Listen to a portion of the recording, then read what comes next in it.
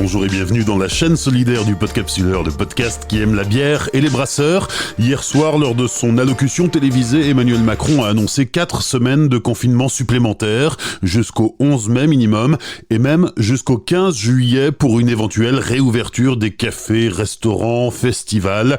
Le confinement frappe de plein fouet les brasseurs. Comme le dit si bien le vieil adage africain, tout seul on va plus vite, mais ensemble on va plus loin.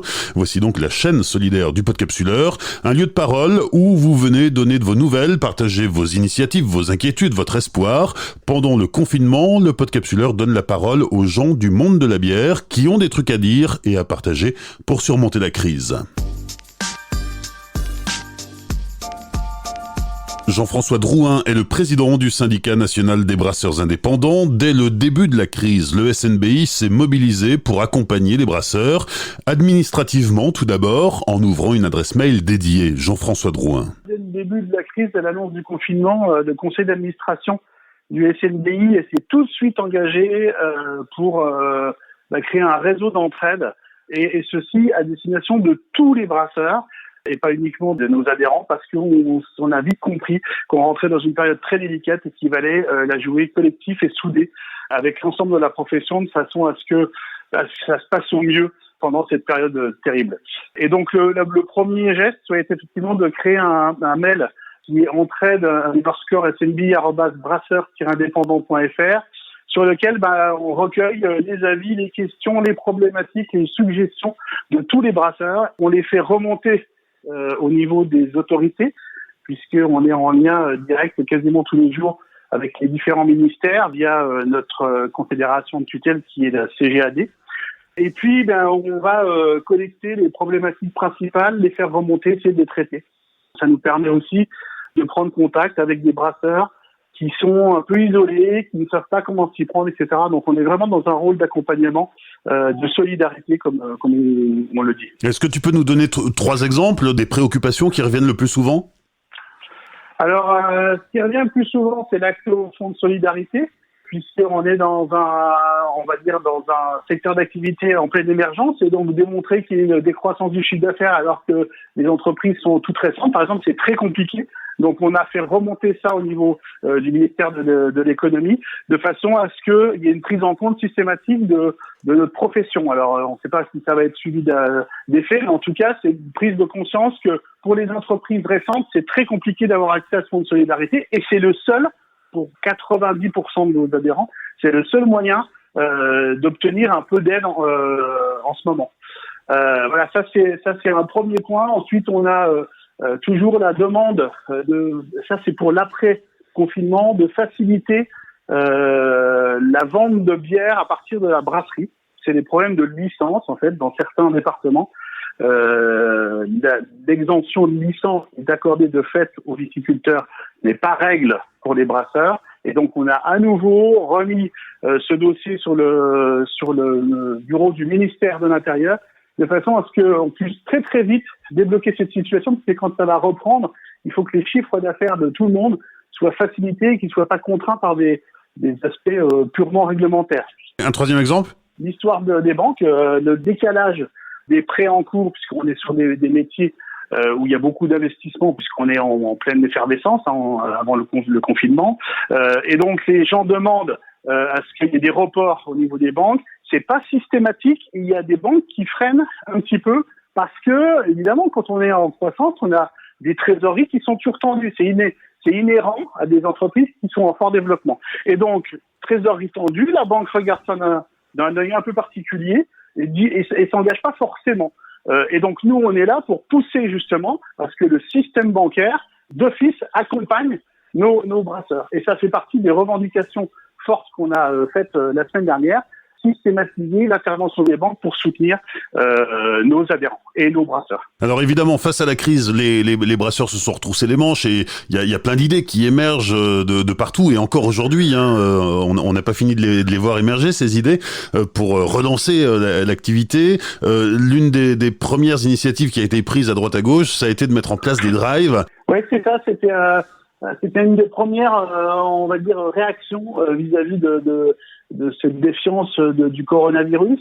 En fait, nous, on est un secteur autorisé. De fait, par l'arrêté, on est autorisé. Sauf que les brasseurs, finalement, ont perdu leur clientèle parce que les clients considèrent que c'est pas forcément un produit de première nécessité. Et puis d'autres ont fait le choix raisonnable de fermer pour éviter justement de continuer à propager le virus. Et nous, on s'est positionné sur le modèle du drive qui nous paraît le modèle le plus sécurisé pour éviter justement cette propagation du virus, mais qui permet aux brasseurs artisans et indépendants de continuer à avoir une activité, alors certes peut-être anecdotique, mais aussi d'avoir du lien et de continuer à avoir du lien avec sa clientèle et de continuer à ce que l'activité fonctionne. Alors voilà, donc nous on a mis en place, on va dire, un système qui permet aux gens de sécuriser leurs transactions. On leur indique les bonnes façons de faire, que ce soit au niveau de la préparation des commandes et de la livraison, enfin de la mise dans le coffre des personnes. Donc voilà, c'est un système qui permet de garder un minimum d'activité et de lien avec la clientèle. Dans les coulisses, comment sont préparées les commandes pour justement respecter les consignes de sécurité ? Alors beaucoup de nos brasseurs prennent extrêmement de précautions, c'est-à-dire que ils vont mettre des gants. Il y en a certains qui vont même désinfecter légèrement les bouteilles avant de les préparer dans les cartons, etc.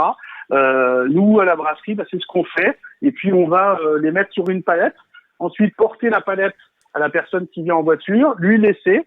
Et puis ensuite, lui dit de garder ses distances évidemment, et ensuite, elle va pouvoir les mettre dans son coffre gentiment, sans qu'il y ait de contact. Et après, les paiements, alors souvent, nous on préconise le paiement sans contact quand c'est possible, et systématiquement, les paiements, on demande à ce qu'ils soient faits par un TPE, de façon à ce que puis derrière, on puisse aussi désinfecter les surfaces des TPE. C'est assez facile dans ce sens, quoi. Voilà, donc il y a un minimum de bon sens, et puis l'ensemble des brasseurs indépendants retrouvent toutes ces mesures sur notre site internet, donc s'ils ont quelques doutes, on a des fiches qui sont très bien faites en ce sens. Et alors le SNBI a également édité une carte qui répertorie justement toutes les brasseries adhérentes qui proposent ce service de drive. Oui, on a pour accompagner cette petite activité, on a souhaité soutenir nos adhérents dans leur démarche, alors qu'ils soient fermés, parce qu'il y a des gens qui ont décidé de fermer, et ça c'est tout à fait respectable aussi, des gens qui sont dans des régions qui sont très fortement touchées, je pense notamment à l'Alsace.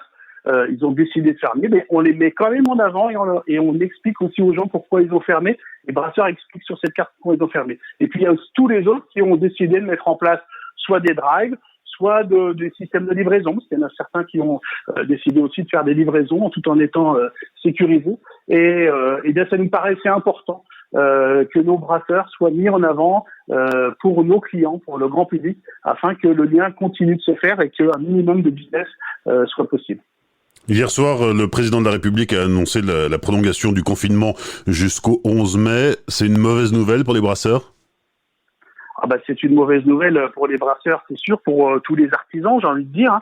Mais pour les brasseurs, on est percuté de plein fouet par cette crise, parce que en fait, nos clients, c'est à la fois des CHR, c'est-à-dire qu'il y a des cafés, hôtels, restaurants qui eux ne réouvriront pas avant mi-juillet. C'est ça, qui sont en fermeture administrative, qui seront mi-juillet au mieux, on va dire. Donc là, c'est zéro chiffre d'affaires pour nos brasseurs. C'est alors l'interdiction des manifestations. Là, on arrive dans la période où c'est les festivités, les concerts, les salons, les différents festivals en région. Donc ça, c'est zéro aussi. Finalement là aussi, on est impacté parce que on s'inscrit très très fort, nous les brasseurs artisans, dans les systèmes de tourisme.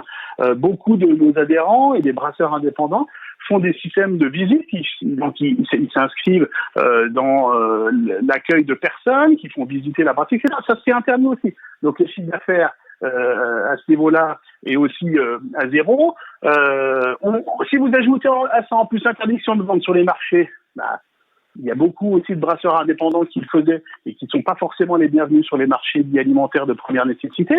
Vous avez les cavistes, nos clients cavistes qui ont du mal d'ouvrir parce qu'ils n'ont eux-mêmes pas de clients dans leur boutique.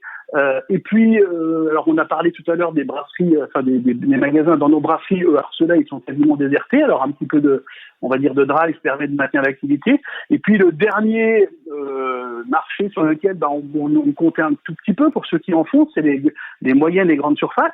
Mais là, on se rend compte aussi que le chiffre d'affaires a chuté. Les clients qui vont dans ces magasins se concentrent essentiellement sur des produits de première nécessité. Donc, le confinement, la prolongation du confinement, pour répondre à ta question, oui, c'est un vrai problème pour nous. Et d'ailleurs, moi, je vais saisir les autorités pour leur demander d'un traitement à peu près identique en termes d'aide au milieu du CHR, parce que nos chiffres d'affaires sont, à mon avis, en avril, on va tomber aux alentours de 95 à 100% de chute de chiffre d'affaires. Donc c'est dramatique pour notre profession et donc on va rester mobilisé pour aider et accompagner les brasseurs artisans et indépendants. Jean-François Drouin, le président du syndicat national des brasseurs indépendants. Vous retrouverez en commentaire les infos utiles dont nous venons de parler. Vous aussi, prenez la parole, donnez-nous de vos nouvelles, parlez-nous des initiatives que vous avez mises en place pour surmonter la crise et partagez-les à la communauté du Podcapsuleur. Cette chaîne solidaire durera au moins jusqu'à la fin du confinement. Elle a donc une durée de vie rallongée au moins de 4 semaines depuis hier soir. Pour participer, vous trouverez toutes les infos utiles dans la description. Et rappelez-vous, tout seul on va plus vite, mais ensemble on va plus loin.